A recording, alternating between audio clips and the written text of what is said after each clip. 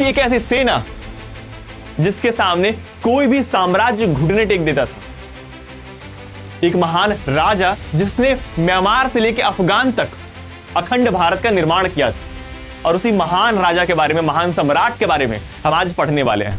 जय हिंद एवरीवन, मैं उत्कर्ष और मैं आप सभी का स्वागत करता हूं हमारे क्लास 11 ह्यूमैनिटीज के प्लेटफॉर्म पे।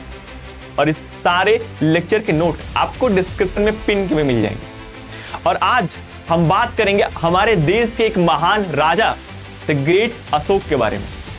एक महान सम्राट जिसे हम अशोक कहते हैं, चक्रवर्ती सम्राट कहते हैं, जिसकी एक ऐसी सेना जिसके सामने कोई भी साम्राज्य घुटने टेक देता था। एक महान राजा जिसने म्यांमार से लेकर अफगान तक अखंड भारत का निर्माण किया था।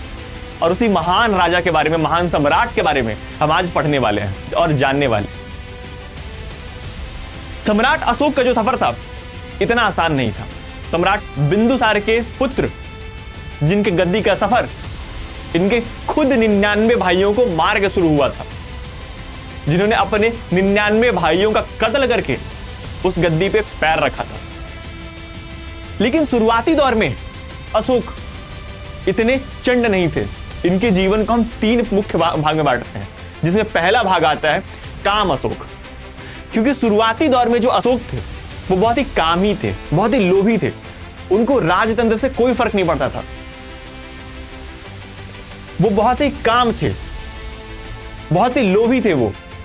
लेकिन एक व्यक्ति जो कामी और लोभी होने के साथ साथ एक ऐसा दौर भी आता है जब उसे हम चंड कहते हैं।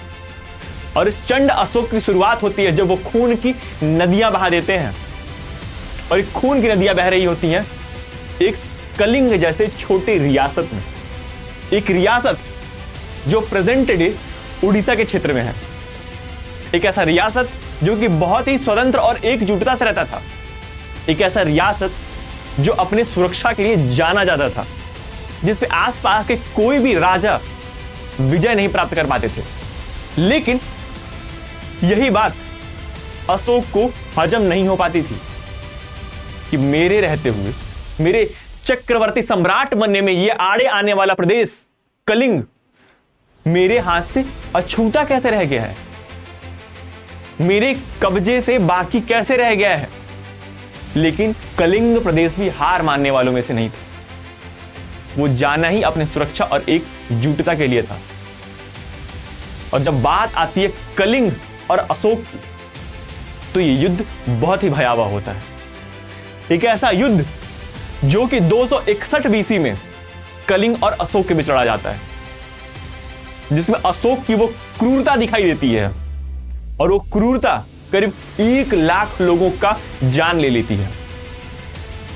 करीब हजारों लोग घायल हो जाते हैं और करीब 1.5 लाख लोगों को प्रिजनर ऑफ वॉर बना लिया जाता है। एक ऐसा देश जो खुशहाली से मातम में बदल जाता है, जहां पे खून की नदियां बहने लगती हैं। एक ऐसा देश जहां की मिट्टी लाल हो जाती है और पूरे क्षेत्र में बस लाशें दिखाई देती हैं। बच्चे अनाथ हो जाते हैं। और यहीं से शुरू होता है हमारे काम अशोक से चंड अशोक का सफर, जिनकी क्रूरता बहुत ही भयावह होती है। लेकिन एक वक्त ऐसा भी आता है जब ये काम अशोक और चंड अशोक से बढ़ के, काम अशोक चंड अशोक से बढ़ के धम्म अशोक तक पहुंचते हैं, जब अशोक की पुनर्जन्म होती है।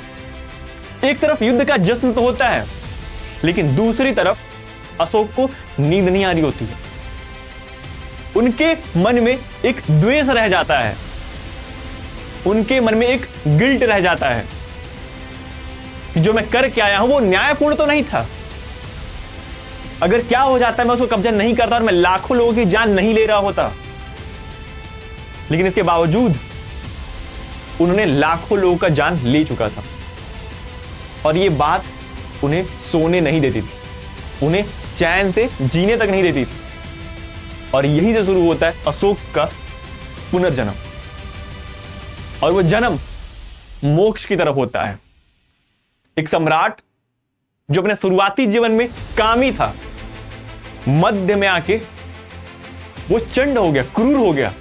और उसे क्रूरता की भी दाग दी गई और एक ऐसा राजा जो कि अपने अगले फेज में मोक्ष की तरफ बढ़ गया, शांति की तरफ बढ़ गया, और उसने अपने पूरे युद्ध को, पूरे तलवार को हमेशा के लिए त्याग दी। और यहां शुरू होता है चंड अशोक से धम्म अशोक का सफर, जब उन्हें बौद्ध धर्म के एक मॉन्क से मुलाकात होती है और उन्हें शांति की अनुभूति होती है। उनके मन का जो द्वेष था वो खत्म होता हुआ दिखाई देता है उन्हें। और यही शुरुआत होती है धम्म अशोक, जो व्यक्ति अपने तलवार के दम पे पूरी रियासत पे राज किया करता था, आज वो व्यक्ति अपने धर्म के नाम पे पूरी रियासत में राज करता है। एक व्यक्ति जो पहले वेरी घोष किया करता था युद्ध के लिए, आज वो धम्म घोष करता है शांति के लिए। हमें इनके जीवन से बहुत ही महत्वपूर्ण चीज ये सीखने की मिलती है कि हमारा जीवन शांति से भरा होना चाहिए। हमें अपने जीवन में शांति की तरफ बढ़नी चाहिए। और हम सम्राट अशोक को इसलिए महान नहीं कहते कि उन्होंने युद्ध जीते हो, कलिंग पे वार किया हो, या फिर वो बहुत कामी रहे हो। हम लोग सम्राट अशोक को महान इसलिए कहते हैं क्योंकि इतना कुछ होते हुए भी वो मोक्ष की तरफ बढ़े, वो शांति की तरफ बढ़े। और यही शुरू होता है सम्राट अशोक का धम्म अशोक तक का सफर, जहां पे उन्हें शांति की अनुभूति होती है, जिसने अपने बेचैन मैन की शांति बुद्धिस्ट मॉन्क से में देखी और शांति के रास्ते पे बढ़ चले। जहां पे बौद्ध धर्म में उन्हें यह सिखाया गया कि आप मध्यम मार्ग को फॉलो कीजिए, आप मिडिल पाथ को देखिए, आपके दुख के कारण आप स्वयं हैं। आज के लेक्चर में को हम यहीं पे खत्म करते हैं। आशा करता हूं आपको सब समझ में आया होगा। इसके नीचे कमेंट करके बताना है कि नेक्स्ट टॉपिक क्या होनी चाहिए और नेक्स्ट टॉपिक पे किस टॉपिक पे वीडियो चाहते हैं। तो मिलते हैं अगले वीडियो में, तब तक के लिए जय हिंद।